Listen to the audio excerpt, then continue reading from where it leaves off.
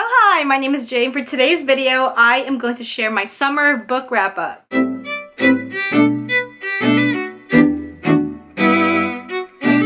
I tried to do this every month, I really did try, but I haven't done a book wrap-up since May. I did an April and May book wrap-up, and then from then on I didn't do anything, so I thought I would just mash together June through September and just do a gigantic summer book wrap-up video. I'm gonna try to make this as quick as I can. Starting off with June, I read 5 books that month. Holy cow, oh my god.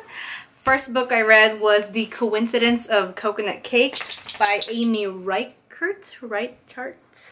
I was so impressed by this book. It is about a chef named Lou, and she has her own business, she has her own restaurant, and she is so incredibly passionate about it. She loves to cook, and it is pretty much her entire life. One day she finds out that her fiance has cheated on her, and right after that she has to go straight to work, and on that same day a food critic guy comes into the restaurant on the worst possible day of her life, and because she is feeling crummy that day, the food service is all over the place, she is not cooking to the best of her capabilities, and he writes the worst review.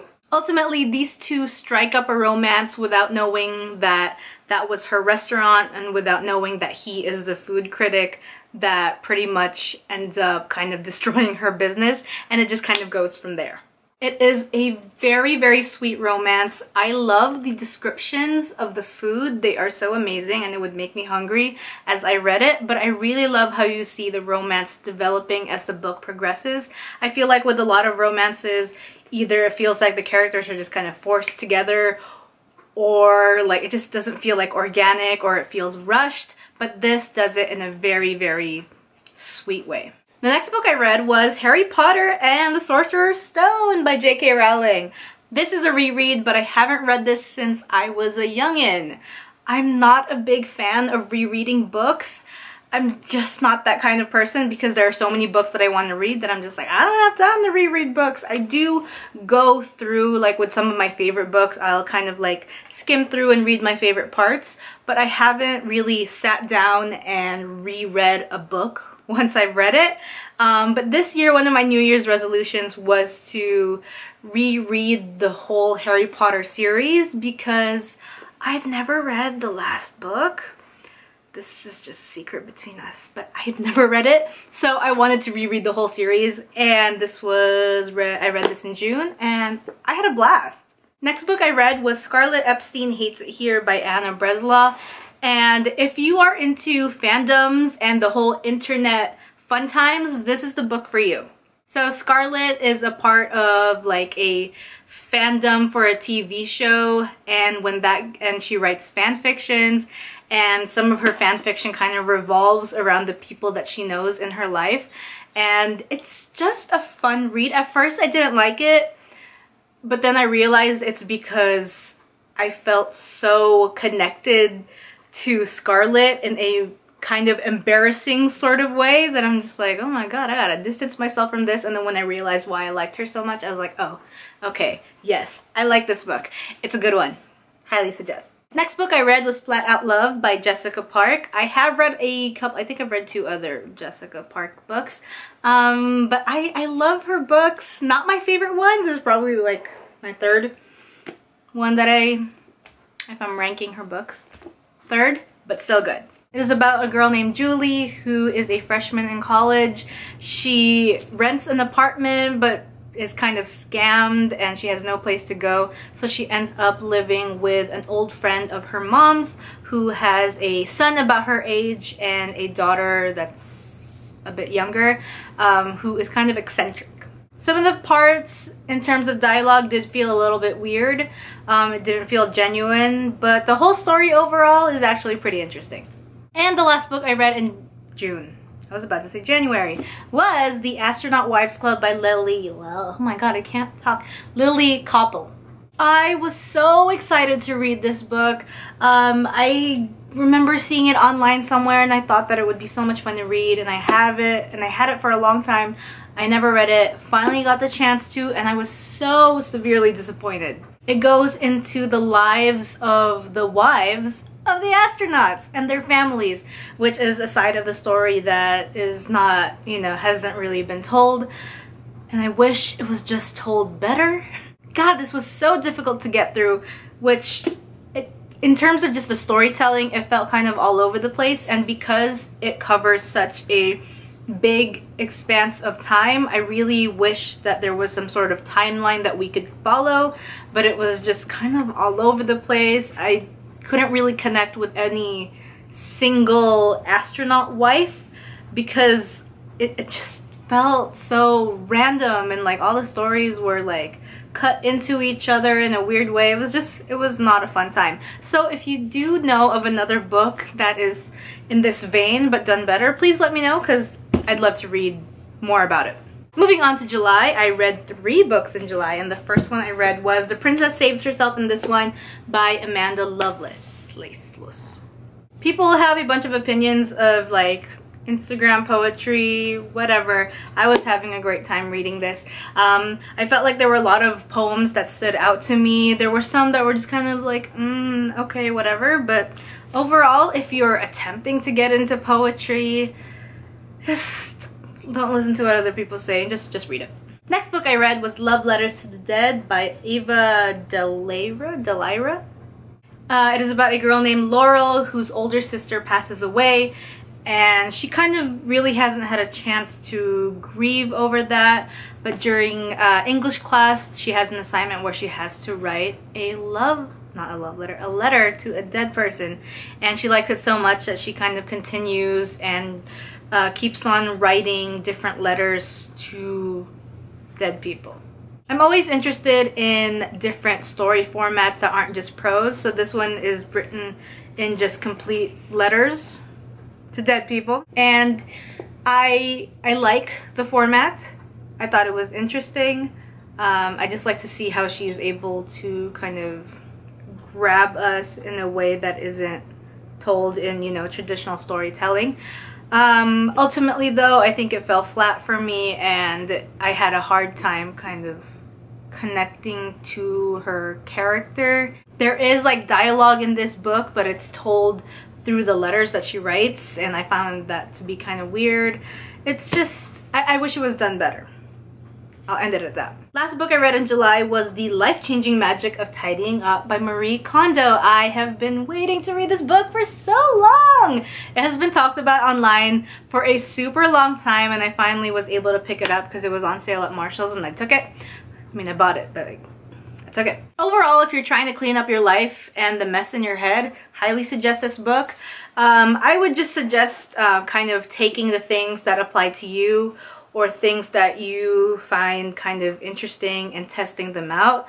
Go into this with an open mind, because there are some kind of weird things that she says in the book that I'm just like, I don't know if that will really apply to me. So kind of take the lessons in here, keep an open mind, like I said, and kind of test out some of the things that you feel like will work for you. Yeah, she gave me a bunch of great ideas, and I've been cleaning my room, and it's been clean for a while. I took out a bunch of things in my room that I thought were not necessary or things that didn't give me joy, like she says in the book.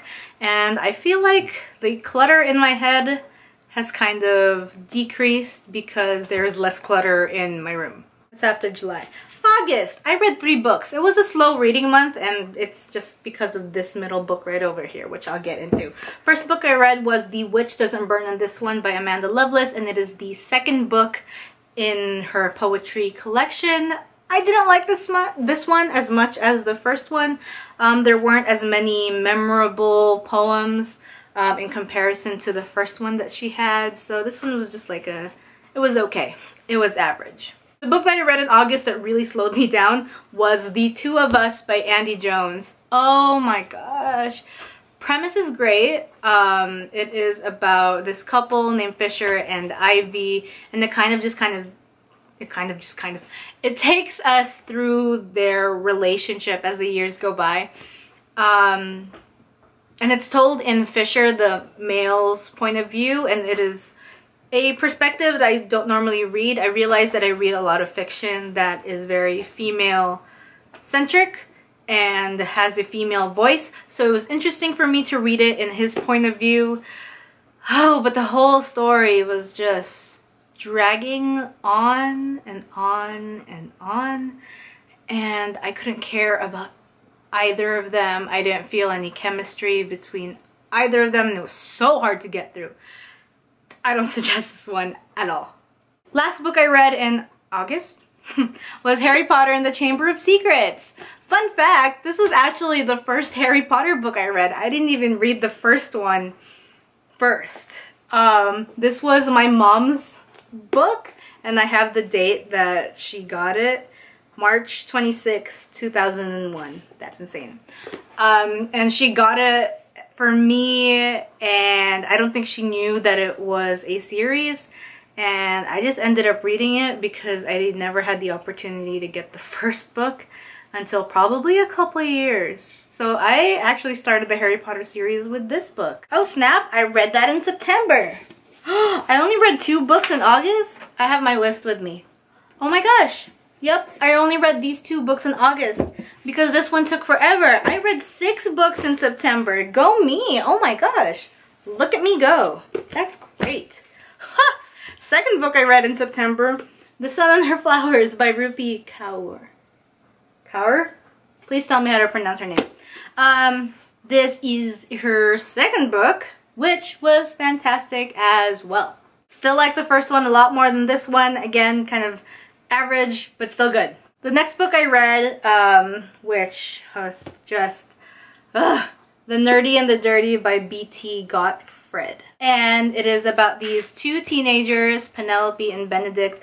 Penelope is kind of like the popular girl in the school, but she doesn't really explain her feelings very well. And Benedict is the super antisocial, geeky kind of guy in school. And my main problem with this book is how not genuine or real the characters are. It felt very fake. It felt very amped up, or like caricatures of what people believe high schoolers are, and it just felt so weird to me. I was speeding through it because I'm like, I cannot sit here and mull over this book. I did not enjoy it. Not a fan. Next book I read was The Boy Is Back by Meg Cabot. Oh, my dog's going through. And it is about a small town. It's set in a small town. And Reed is this super popular guy that left his small town so that he could become a professional golf player. Something happens to his parents in the small town, and he has to come back, and he has to confront his his old high school sweetheart named Becky. Cool thing about this book is that, again, I like finding books that are told in different formats, and this is told in like text messages, emails, and like a couple of different things, news articles as well, which I thought was interesting. Again, love reading these kinds of books because I like to see how we're able to connect with these characters. This one was just okay, not a big fan of this one. I like Meg Cabot, but this one just didn't feel like a fun, really book for me to read. It was just, I should just describe my feelings on books with like noises, like and like ooh. Okay. Next book I read was It Ends With Us by Colleen Hoover, and I think this hands down is my #1 favorite Colleen Hoover book as of now. I love Colleen Hoover. I have a bunch of her books already, but this one just really stood out to me, and it was so beautifully done. It is about a girl named Lily, and she meets this guy named Ryle who is a neurosurgeon, and she falls madly deeply in love with him. And then her old high school, oh my god, it's like this one, old high school sweetheart comes by, and things happen. I can't tell you much because you really have to go through the book. It seems like a normal, ordinary romance, love triangle sort of situation, but it's not. I promise you it is not. If you've never read a Colleen Hoover book, this is seriously the most fantastic one. She dives into themes that are just so heartbreakingly heart-wrenching and true and wonderful, and she does it so well. Highly suggest. Everyone needs to read it right now. Go do it. And the last book I read in September and the end of summer is the third Harry Potter book, Prisoner of Azkaban. This is my absolute favorite Harry Potter book. I mean, at the time that I was like, you know, I was a kid, this was my favorite, and it's my favorite movie ever in the series because I love Sirius Black so much. He's my absolute favorite, and it was so much fun to read this. Alrighty then, that was fun. I'm gonna have to condense this because I'm pretty sure I was talking for like 20 plus some minutes. Oh my god. Oh, alright. If you have read any of these books, please let me know in the comment section. If there are any books that you want to recommend to me, please let me know. I'd love to read them. And yeah. Alright, thank you all so much for watching. Click that like button. Click that subscribe button. Where is it? Where do I point? And yeah, comment down below. I'd love to talk with you guys. Thank you all so much for watching, and I will see you next time with a brand new video. Goodbye.